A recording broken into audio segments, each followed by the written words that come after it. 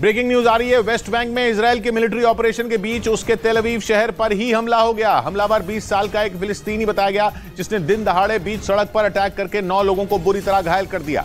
फिलिस्तीन के चरमपंथी संगठन हमास ने इस हमले की जिम्मेदारी ली है।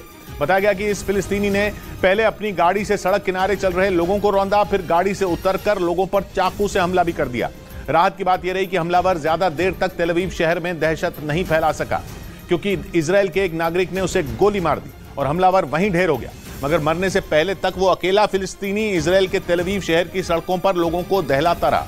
उसके इस भयानक हमले का रोंगटे खड़े कर देने वाला वीडियो भी सामने आया, जिसमें सड़क किनारे एक रेस्टोरेंट में कुछ लोग बैठे दिखे, मगर तभी पास में फिलिस्तीन के उस हमलावर की गाड़ी बुरी तरह टकराती नजर आई और रेस्टोरेंट में बैठे लोग डर के मारे भाग खड़े हुए। लेकिन गाड़ी से लोगों को रौंदने के बाद हमलावर उसकी खिड़की से बाहर कूदा और चाकू लेकर लोगों के पीछे दौड़ पड़ा। एक शख्स उसके हत्थे भी चढ़ गया। फिलिस्तीन के लड़के ने तेल अवीव शहर को निशाना बनाया, क्योंकि वो इजराइल का एक अहम और बड़ा शहर है।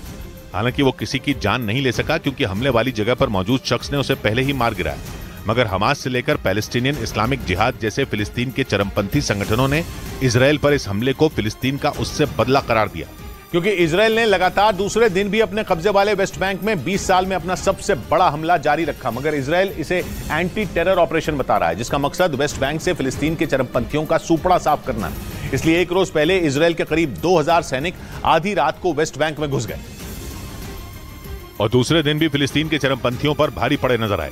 वेस्ट बैंक में इजराइल की सेना का जोरदार एक्शन देखने को मिला। सामने आई एक तस्वीर में फिलिस्तीन के लड़ाकों का एक वॉर रूम तबाह करती नजर आई। लेकिन फिलिस्तीन के चरमपंथी भी बंदूकें लेकर सड़कों पर उतर आए और इजराइल की फौज से भिड़ गए।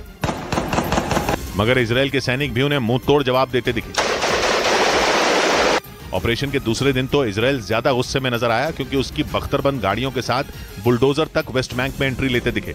और तो और इजराइल ने कसम तक खा ली कि जब तक वेस्ट बैंक में फिलिस्तीन का एक भी चरमपंथी जिंदा है, तब तक उसका ऑपरेशन भी नहीं रुकेगा। बीते कुछ महीनों में इजराइल के यहां हमले बढ़े हैं और वेस्ट बैंक के जिस जिनीन शहर में इजराइल ने अपना ऑपरेशन शुरू किया, वो फिलिस्तीन के चरमपंथियों का गढ़ बन चुका है।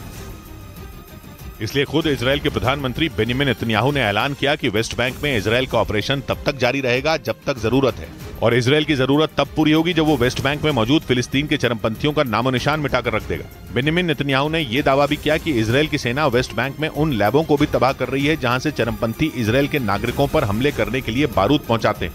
और इजराइल के हमले में फिलिस्तीन के 10 लोगों की मौत हो गई। बताया गया कि इस वजह से 3000 फिलिस्तीनी वेस्ट बैंक से भाग खड़े हुए, क्योंकि वहां जमीन पर तो इजराइल की सेना चरमपंथियों से दो हाथ कर ही रही है, वो आसमान से भी बम बरसाने में लगी है। यही वजह रही कि इजराइल के ऑपरेशन के पहले ही दिन लोगों के मन में मौत का डर बैठ गया और हजारों फिलिस्तीनी वेस्ट बैंक छोड़कर चले गए। वेस्ट बैंक से सामने आई तस्वीरों ने भी सबूत दे दिया कि वहां के लोगों का डर यूं ही नहीं है। तस्वीरों में हर तरफ बर्बादी ही बर्बादी नजर आई। वहां सड़कें पूरी की पूरी टूटी दिखी।